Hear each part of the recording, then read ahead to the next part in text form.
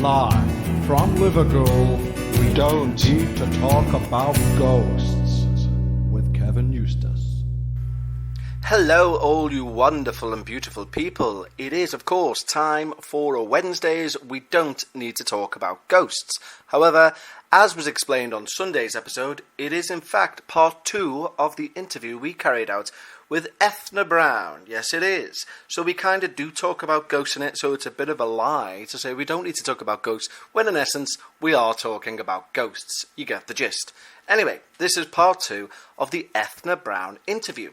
Don't forget, we also done a Patreon special with Eithne where we discussed the fact that she'd had tarot readings and psychic readings from none other than Derek Acora and Billy Roberts. That's up on the Patreon page, and if you'd like to go and listen to that, you need to become a member of our Patreon. You need to go over to patreon.com/we need to talk about ghosts. There'll also be a link in the show notes. Anywho, in the meantime and in between time, this is part 2 of our interview with the wonderful, the delectable, the delightful Eithne Brownes. And she gave me a beautiful angel that sat on my mantelpiece. That flew off. Really? It really, literally did fall off. I didn't push it. It wasn't balancing. It wasn't a tiny little wobbly bit of wood. Yeah. It fell off and it broke. What about, did you ever hear noises in there that you couldn't attribute to things? I'm not trying to put words in your mouth. No, it wasn't. It wasn't an odd noise place. That's not what stays with me about it. It was how it actually felt. Yeah. The things that physically moved and were broken, and the whole sort of who wants to walk into their beautiful home and suddenly start feeling fear? Well, you know what? This is the thing, and again, the guys on the show know about this, but you don't. So I'll be very brief with it. But I've spoken often that I think there's something potentially in this flat. We've had a few weird things. There's not something. Becca's a skeptic, so but also there's nothing in this flat. well. Anyway, so we were both stood in the kitchen once. We both stood in the kitchen. Ethne's just said Becca's right. Yeah, she's just that's all judged it with her hands in it. Yep, she's right. Well, we were both stood in the kitchen once, wasn't we? We were talking away, and it was an older tap than that. It was like a lever tap. And as we're talking, the tap, we turn around, we both see it. The tap just comes on. That's we did. an exaggeration of that. This story has evolved from the very first. Yeah. No, I like it. Once upon a time, there was a tap. Carry on from here. So anyway, I mean, you disagree that that's the version of events. I say it is that version of events. But your point what we agreeing is that the tap came on. Right. So, but the point is, I was all over it at first, and because I'm a believer, I'm a big fan. I was like, this is amazing. But then it dawned on. I got a genuine sense of this isn't all right. I thought if there is something that's I got terrified, and I started to see. I'm not saying this is why you've done it, but I started to see why people would want there to be a rational explanation. Because I thought it's all very well and good a tap just coming on, but that also means I'm sharing this flat with something that has the power to move things around without anything to do with what I say. Water. And you freaked yourself out. Yeah. Water. I used to have water problems. Oh really? Not physically myself, just to make that plain. But things with water. Yeah. And that's still, to this day, there's a water things that, That's honestly, interesting. I suddenly started from never having it before to have problems where water was concerned in the homes, in my home. Yeah. And you know that feeling of bringing something with you? Do you feel like you've got rid of it now? Not fully. Really? No. Oh, really? No. I mean, I think it's a sort of lesson, but there are moments when I would just say, "Oh, for goodness sakes!" It would be. It's not. It's diminished. Yeah. It's diminished. If that was the source of where it was, and it came whatever came. I did feel like I had an attachment to carry out on me. Yeah. Right. But that's a Not nice. no, and there's I can't remember the name of it, but it's not very well known Western wise, that idea that you're carrying something from one place to another as an attachment. But in Japanese folklore, they've got a term for it which escapes me now, but there's loads of old drawings and carvings and stuff of a man or a woman walking around with like a skeletal figure on the back. And it's that idea that you've carried an attachment with you or something that's just took a fancy to you. The incubus or something like that. The incubus and succubus are the sexual succubus there, that's it, sort of nighttime demons. Yeah. Was it when you moved to the next place? Was that okay? Was that nice and well, or was it sinister? Yeah. No, the next place was where I'd actually stayed. You know, when I was where I'd moved out to, because they became friends. They were away most of the time I was there, and they were a family with 3 growing children and a dog. And I'd met them when I lived at Sefton Drive. You know, they were friends of the people who lived there. Yeah. So they were like, "Oh, come and stay with us." You know, when I was looking for somewhere to camp out to, and I was trying various places. I didn't want to go back to Adelphi. Yeah. And then they just said, you know, we kept in touch, and when they heard about things going wrong again, and they just went, "Look, the person who's living in our flat is moving out in autumn, you know, whenever. Why don't you move in?" And I actually moved in, because this was after it just got really, really, really bad, and I was just very, very unhappy living there, and work was great. You know, I had lots of work on. So you're outside of that house, and they just said, "Come and stay with us." So there I went back to this white, wonderful top floor space with children. I mean, it was noisy, but great noise. Yeah. You know, it wasn't people like in Hope Street. Oh, yeah, they did. The 2 women on the top floor, absolute murder. The guy above me, I thought I went to my window once, and I opened my bedroom window. It was like early hours of the morning. I thought it must have been a festival on at the Pier Head, because music comes up. No, he just got one of those sense around things. Oh, God. And it was... just inconsiderate, isn't it? I know, but it was just then it began, you know, there's other things that you could put up with. Yeah. And you're trying to be a good neighbour, you know, dead nice guy other times, but, you know, it got to be problematic. And then you're just thinking, why am I living here now? Yeah. I'm not welcome anymore. I wasn't welcome the first. I am not welcome, and I need to leave. Did you... I was sad. I walk past it now, and it just makes me go, could I have done... No, walk on. There's 2 things that I want to ask. So firstly, do you... the people who you talking about, like, you know, the conversation about moving in with them and stuff, did you tell them what was going on paranormal wise, and how did they react to it? They were just like, you know, they were a couple with 3 growing children, and their attitude was just leave it all behind. Come here. They didn't laugh at me. It wasn't like, because they know I'm not that sort of person. Well, yeah. I get paid for drama. Yeah. I don't have to pretend it. Yeah. You know, that was the thing. And again, if you're going to just make up a reason to not want to live in your flat... Oh, I have plenty. You know, yeah. You'd go with something other than... Yes. And there's a demonic presence. Excuse me, I'm being haunted. Yeah, exactly. Is there any chance you could move me around the corner? But do you know what? It was funny, because I did try to leave. Yeah. And I was shown a couple of flats in the area. I didn't particularly want to leave there, around there. And I'd made friends, you know, with people. And it was where I wanted to be. And it just didn't want nothing. You. No, I was not. I wonder who's in there now. Like, I always think, you know, not that I'd ever have the bravado to do it, but I'd always love if you could just go up and knock and say, "Can I just ask? How are you here?" Yeah. I know there was a nurse who lived there before me, and she only stuck it for 3 months for whatever reason. Well, that's telling, isn't it? Yeah.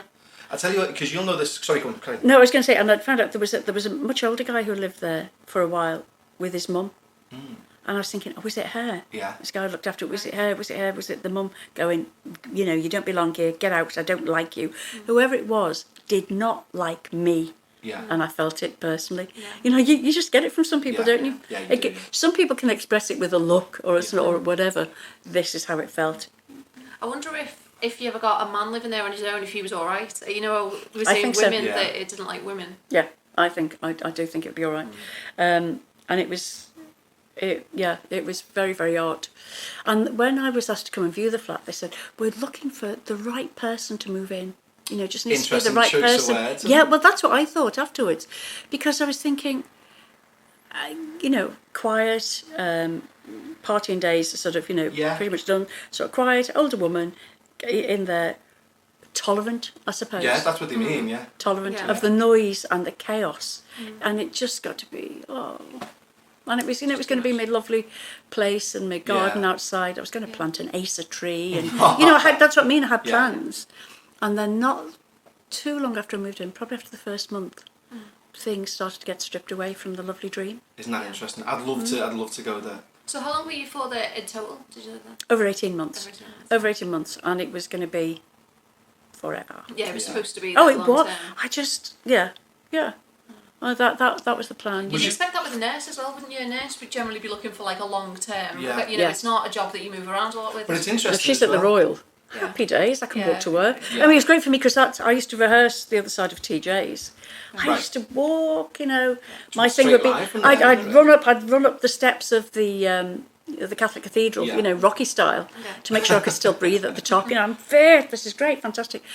And then, so I'd take all that energy with me. I'd have a great day rehearsing with mates, you know, whatever. And in the evenings, I'd be on stage singing, dancing, yay!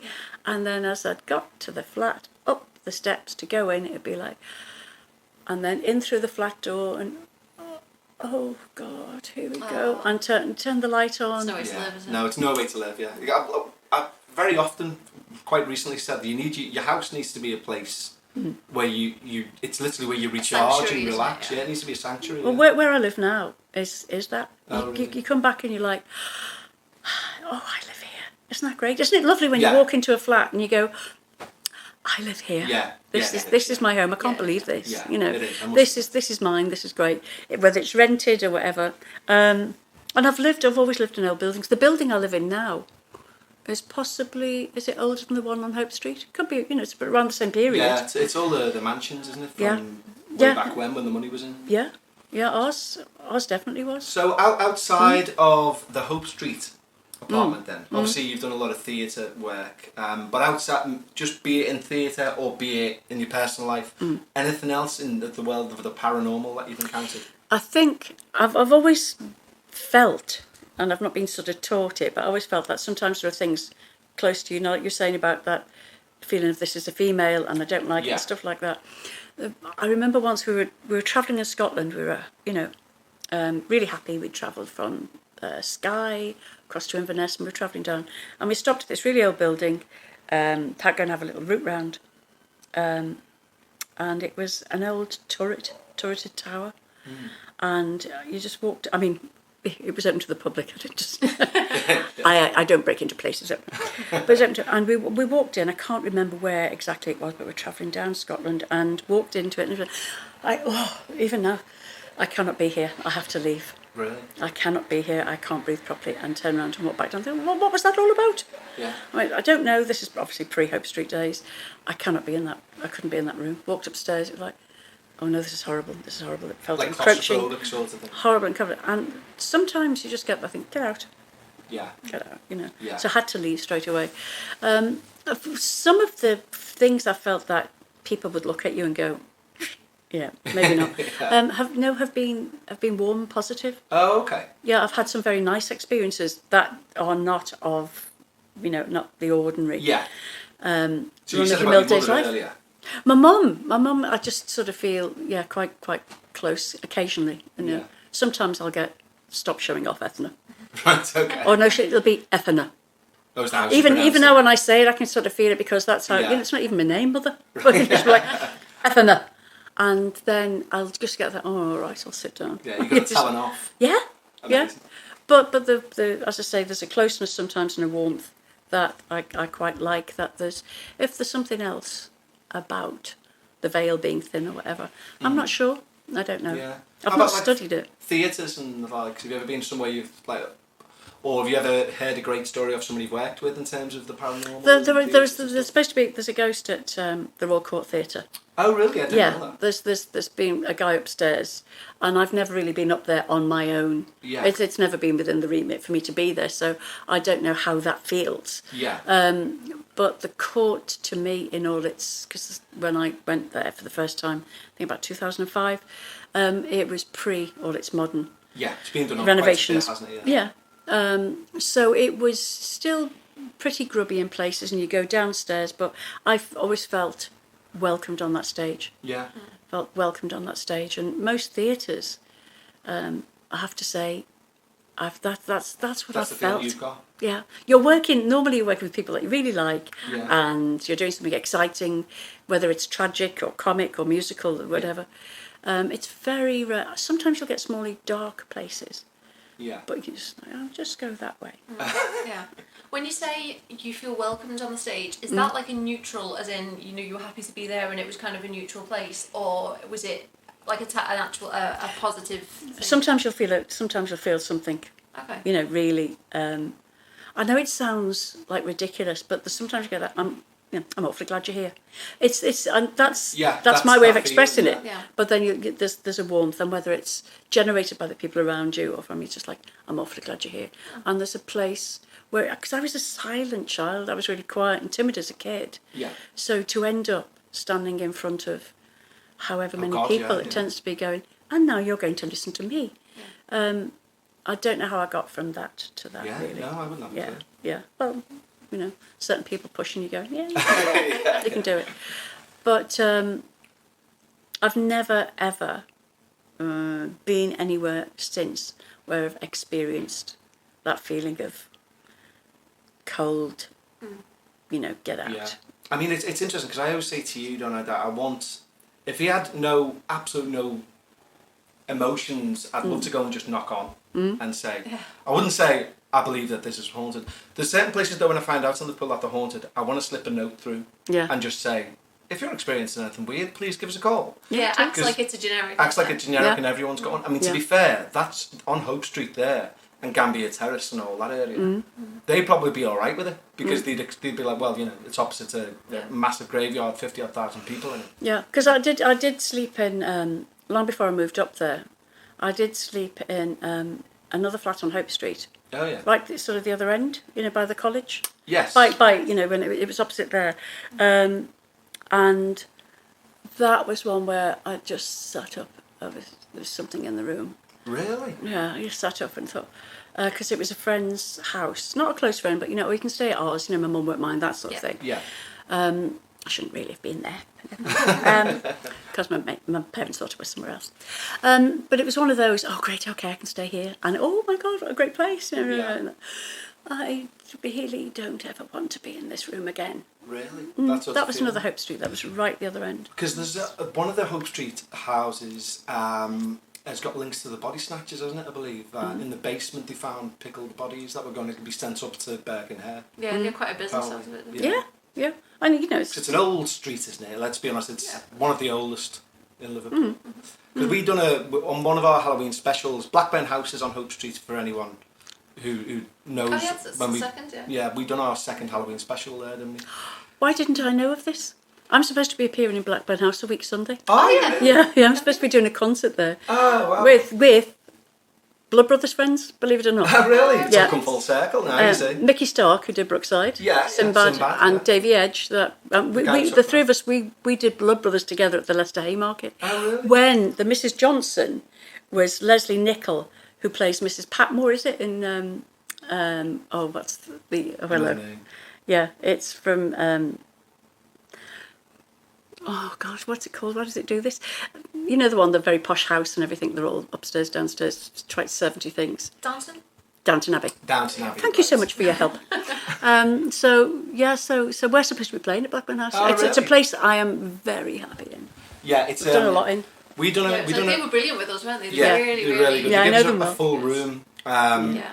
And one of them did it with us. Max, Yeah, we done a she came séance. in, we did a tour. Gorgeous girl. Oh, do you know Max, that? yeah. She's so nice. Yeah, she's so lovely. Yeah, Yeah, she helped publicise concerts I was doing there. Oh, Yeah, wow, we met and it was like, you're slightly different, Max, aren't you? Love it. Yeah, she's Come on a to me. little bit alternative, She's gorgeous. Yeah, she's really into it. Wasn't Gorgeous. She was She like, done a séance with us. Yeah, she gave us a tour. Which you don't normally get from people who say, you know, when you say, like, can we come and do something spooky in your house? They don't normally say, yeah, and I'll do it with you. Which was great. Yeah, she gave us a full tour of it. She took us up to like this attic bit. Yeah. I mean, unfortunately at the time, we have one now, but we only had this set up for podcasting at the time.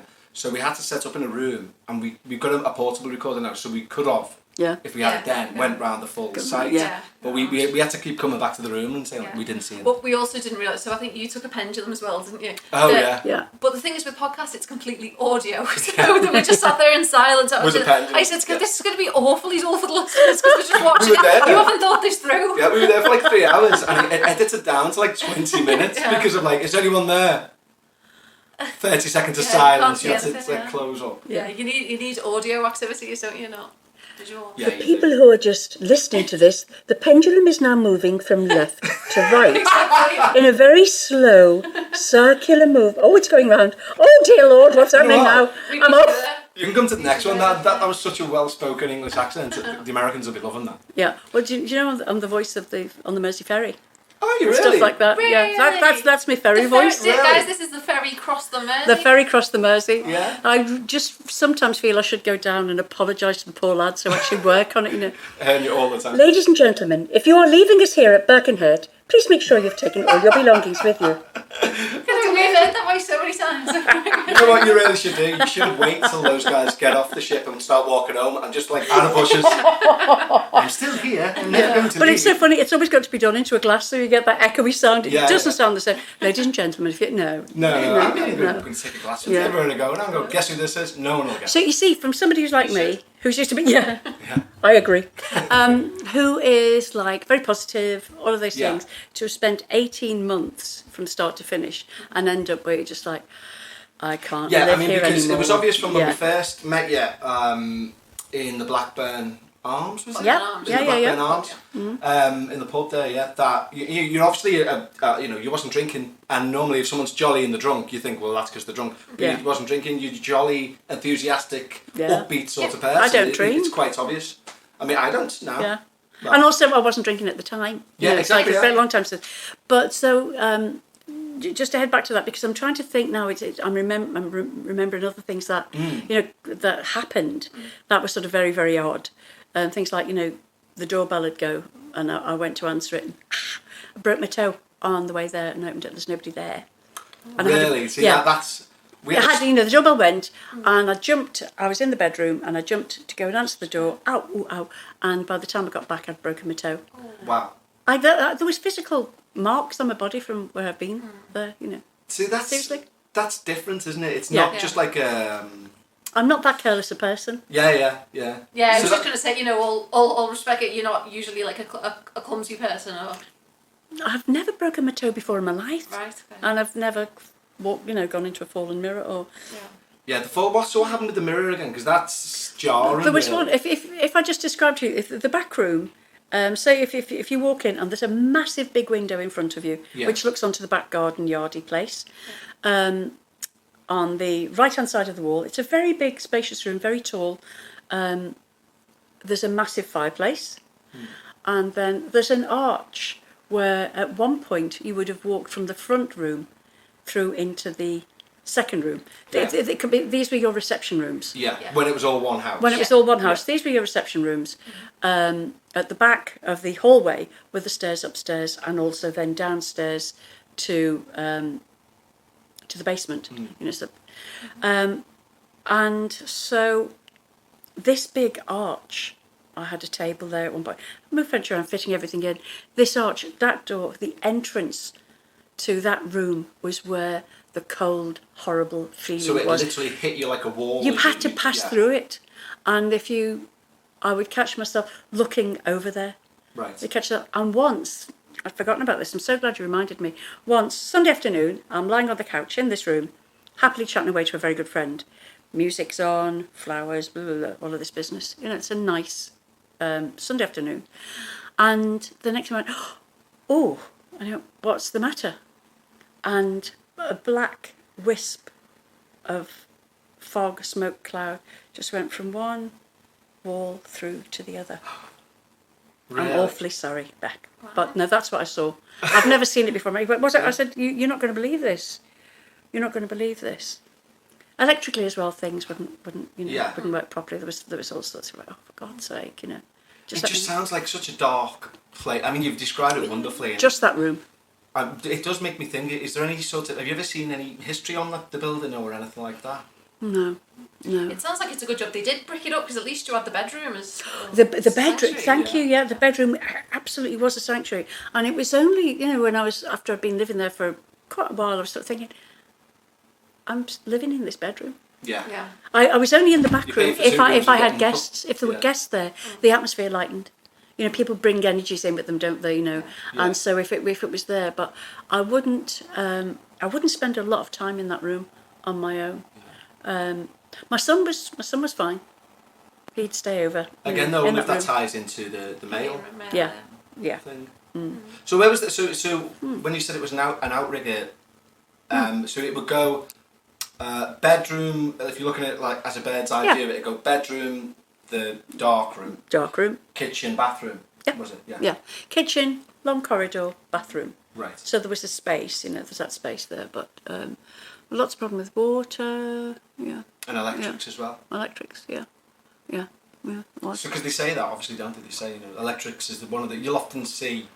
Yeah, I watch a lot of these, like Most Haunteds and, where ghost hunting shows, and you'll often see if they're in an area where something's allegedly meant to be taking place, batteries will drain and lights will go out and, all sorts of, as you say, electrical interference stuff takes place.